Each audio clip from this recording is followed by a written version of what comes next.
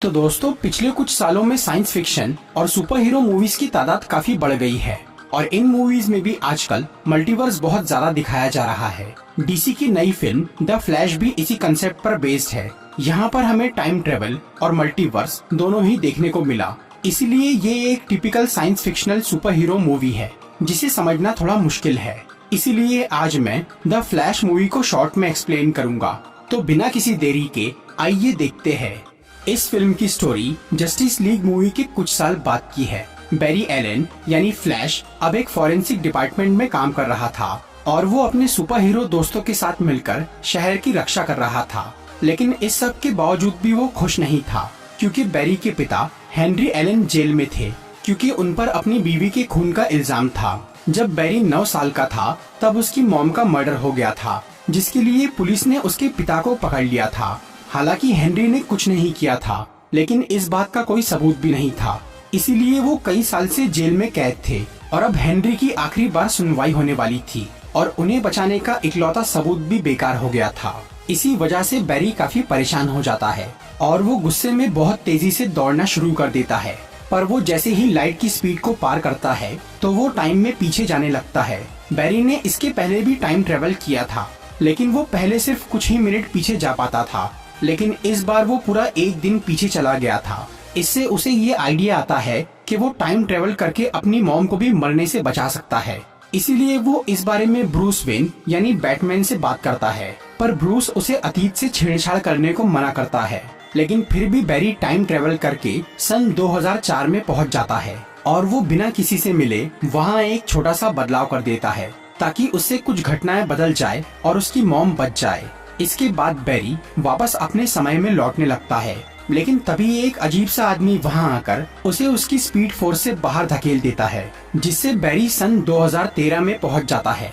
पर उसे ये नहीं पता था कि वो कौन से समय में है, इसीलिए वो अपने घर चला जाता है। वहां बैरी को उसकी मॉम मिलती है जो कि जिंदा थी और उसके पिता भी जेल में नहीं थे।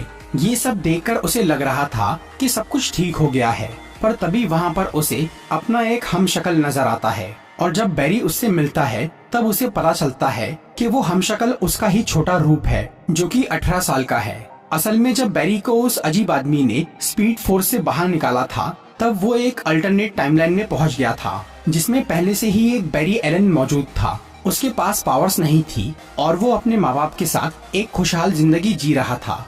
फिर ये मेन बैरी उस यंग बैरी को बोलता है कि वो फ्यूचर से यहाँ आया है, लेकिन वो उसे ये नहीं बताता कि वो पास्ट में क्यों गया था। इसके बाद मेन बैरी वापस अपने समय में लौटने की तैयारी करता है, पर तभी उसे ये पता चलता है कि वो दिन 29 सितंबर 2013 है। उसी दिन बैरी को एक पुलिस डिपार्टमेंट में काम करते वक्त पावर्स मिली थी। इसीलिए मेन बैरी ये सोचता है कि अगर आज उसके अतीत वाले रूप को शक्ति नहीं मिली तो उसका वजूद ही मिट जाएगा।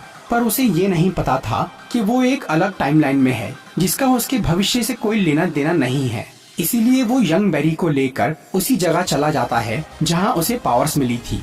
फिर मेन बैरी वहां पर छोटे बैरी को बिजली का झटका खाने के लिए तैयार करता है, लेकिन इससे वो घबरा जाता है और इसी वजह से जब वहां पर बिजली गिरती है तो वो केमिकल से गुजरते हुए दोनों बैरी के पार हो जाती है, जिससे यंग बैरी को तो पावर्स मिल जाती है पर मेन बैरी की पावर्स चली जाती है।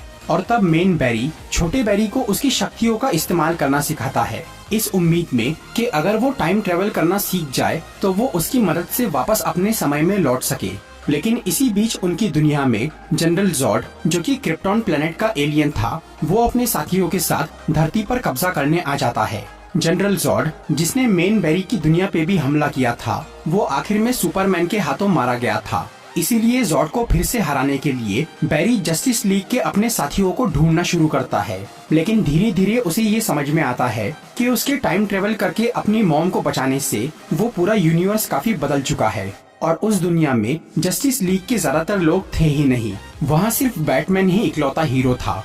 इसीलिए दोनों बैरी बैटमैन को ढूंढते हुए गॉथम सिटी में उसके घर चले जाते हैं, पर वहाँ उन्हें जो ब्रूस वेन मिलता है वो मेन बैरी की दुनिया से बिल्कुल अलग था। ये ब्रूस काफी बूढ़ा हो चुका था और वो बैटमैन के काम से रिटायर भी हो गया था। फिर बैरी उसे अपने टाइम ट्रेवल के बारे में बताता है तो ब्रूस उसे बोलता है कि टाइम के साथ छेड़खानी करने पर पूरा मल्टीवर्स खतरे में पड़ सकता है।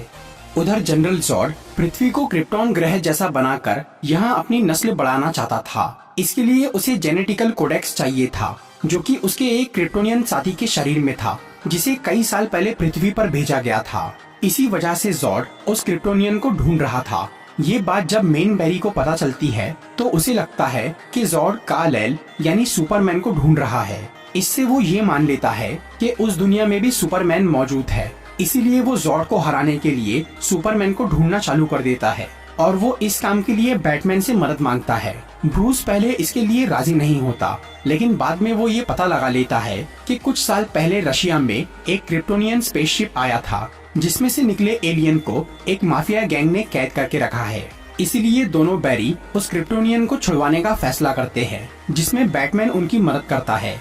और क्योंकि अब फ्लैश की पावर्स यंग बैरी के पास थी, इसीलिए मेन बैरी उसे अपना सुपर हीरो सूट दे देता है। फिर दोनों बैरी और बैटमैन एक प्लेन से रशिया चले जाते हैं और वहाँ वो तीनों उस माफिया गैंग का मुकाबला करके उस खास चेम्बर के अंदर चले जाते हैं जहाँ वो एलियन कैद था। लेकिन वो काल-एल यानी सुपरमैन नहीं था, बल्कि वो एक क्रिप्टोनियन लड़की थी जो कि उस कैद में रहकर काफी कमजोर हो गई थी। उसके सुपरमैन न होने के बावजूद भी बैरी उसे बचाता है। फिर बैटमैन और दोनों बैरी उस लड़की को लेकर वहाँ से बाहर निकलते हैं। तब उस गैंग के लोग उन पर हमला कर देते हैं, पर क्योंकि अब वो क्रिप्टोनियन लड़की बाहर धूप में आ गई थी, इसीलिए उसकी ताकत वापस आ जाती है और वो अकेले ही सभी गुंडों को मार देती है। इसके बाद बैटमैन उन सबको रशिया से वापस अपने घर ला लेता है, जहाँ वो लड़की बताती है कि उसका नाम कारा है और वो काल-एल की कजिन है।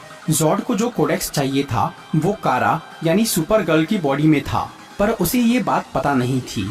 फिर जब बैरी जॉर्ड से लड़ने के लिए कारा से मदद मांगता है तो वो मना कर देती है, क्योंकि उसे पृथ्वी के लोगों ने कैद करके रखा था, इसीलिए वो उनसे नाराज थी। फिर कारा वहाँ से चली जाती है। वो जनरल जॉर्ड की टीम में शामिल होने जा रही थी, लेकिन जब वो ये देखती है कि जॉर्ड यहाँ शांति से रहने की बजाय इंसानों को मार रहा है, तो कारा अपना मन बदल लेती है और वो बैटमैन और फ्लैश की टीम में शामिल होने का सोच लेती है।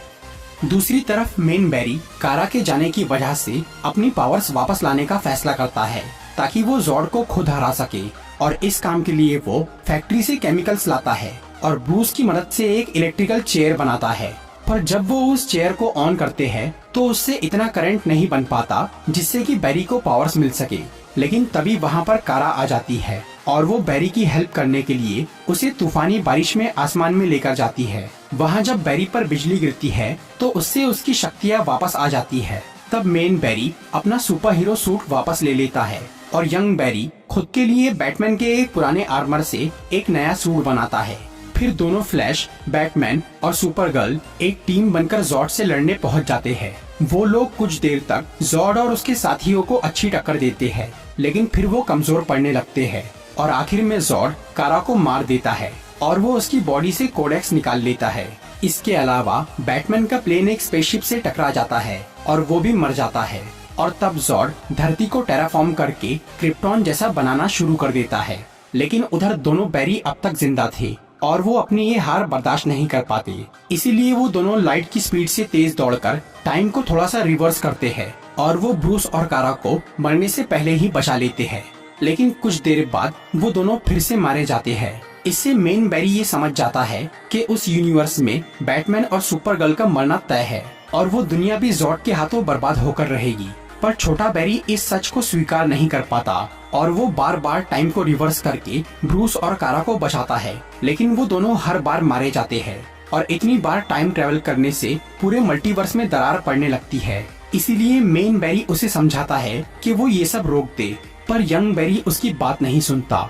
तब मेन बैरी को ये एहसास होता है कि उसका पहली बार टाइम ट्रेवल करके अपनी मॉम को बचाना एक गलती थी। उसी से ये सब गड़बड़ शुरू हुई है।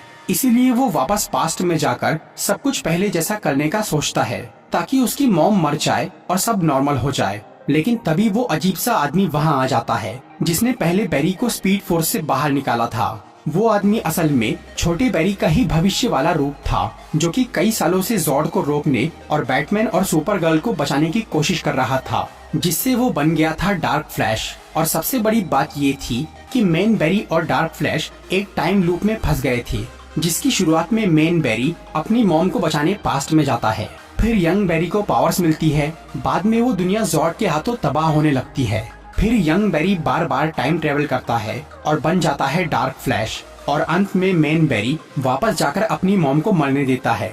ये टाइम लूप कई बार रिपीट हो चुका था, पर अब डार्क फ्लैश किसी तरह इस समय चक्र से बाहर निकल गया था। इसीलिए इस बार जब उस टाइम लूप के एंड में मेन बैरी अपनी मॉम को मारने जाता है, तो वो डार्क फ्लैश जो कि टाइम लूप से आजाद हो गया था, वो वहाँ आकर बैरी को रोक देता है। और क्योंकि अब उस स्पीड फोर्स के अंदर एक साथ 3 फ्लैश आ गए थे और उनका आपस में झगड़ा शुरू हो गया था, इसीलिए सभी यूनिवर्स आपस में टकराने लगते हैं और पूरा मल्टीवर्स तबाह होने लग जाता है। लेकिन डार्क फ्लैश उस पर ध्यान नहीं देता, वो बस अपनी दुनिया को बचाना चाह रहा था, और इसके लिए उसने जो तरीका सोचा था उसमें मेन बैरी का मरना जरूरी था। इसीलिए डार्क फ्लैश उस पर हमला करता है, पर तभी यंग बैरी मेन बैरी को बचाने के लिए खुद बीच में आ जाता है, जिससे वो मर जाता है।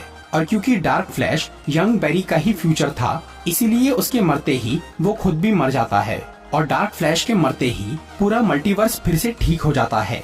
अब मेन बैरी वापस पास्ट में जाता है और वो सब कुछ पहले जैसा कर देता है, ताकि उसकी मॉम पहले की तरह मर जाए। लेकिन वो अतीत में एक छोटा सा बदलाव करके एक नया सबूत बनाता है, ताकि भविष्य में उसके पिता निर्दोष साबित हो सके। इसके बाद बैरी उसी समय में लौट जाता है जहाँ से उसने टाइम ट्रेवल की शुरुआत की थी। फिर जब हेनरी एलन की सुनवाई होती है, तो उस नए सबूत की वजह से वो बेगुनाह साबित हो जाते हैं और जेल से छूट जाते हैं। बैरी को लग रहा था कि अब सब कुछ ठीक हो गया है, लेकिन जब वो ब्रूस वेन से मिलता है तो वो एक बिल्कुल ही अलग आदमी निकलता है। असल में बैरी ने अपने पिता को बचाने के लिए अतीत में जो बदलाव किया था, उसकी वजह से फिर से एक नई टाइमलाइन बन गई थी, जिसमें बाकी सब तो बैरी के ओरिजिनल यूनिवर्स जैसे ही था, लेकिन यहाँ कुछ घटनाएं और लोग बदल चुके थे। मूवी के पोस्ट क्रेडिट सीन में हमें आर्थर करी यानी एक्वामैन नजर आता है, जो कि पहले जैसा ही था। बैरी उसे टाइम ट्रेवल और मल्टीवर्स के बारे में समझाने की कोशिश करता है, लेकिन आर्थर उसकी बातों पर ध्यान नहीं देता। तो दोस्तों, ये थी द फ्लैश मूवी की एक्सप्लेनेशन वीडियो। अगर आपको ये वीडियो अच्छी लगी हो तो इसे लाइक और शेयर जरूर करिए।